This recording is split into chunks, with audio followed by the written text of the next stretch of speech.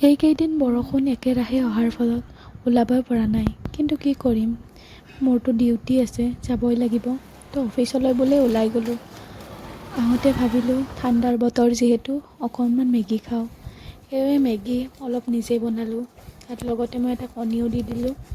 কণী দি এনেদৰে অকণমান ধুনীয়াকৈ গৰম গৰম মেগী খাবলৈ লৈছোঁ। আপোনালোকে বাৰু মেগী কেনেদৰে বনায়? মই হ'লে অকল এনেকৈ পানী অলপ বইল কৰি তাতে মেগীটো পেলাই দি তাৰপিছত মই এটা কণী এনেকৈ ভাঙি দিওঁ। নৰ্মেলি মোৰ মেগী ৰেডি হৈ যায় 2 মিনিটতে। এয়া চাওঁ মোৰ মেগী ৰেডি। আৰু মই এতিয়া খাব ধৰিছোঁ মেগী। য়ম্মি, মজা লাগিছে দেই। ঠাণ্ডাৰ দিনত এনেকৈ মেগী খোৱাৰ মজাটোৱে বেলেগ। যেতিয়াৰ পৰাই জনা হৈছোঁ বাহিৰৰ বস্তু খোৱা এৰিছোৱেই। কাৰণ বাহিৰৰ বস্তুবিলাক খাওঁহে, অহাৰ পিছত ইটো সিটো বেমাৰে ধৰে। সেইবাবে ঘৰতে নিজে কিবা এটা বনাই খাওঁ।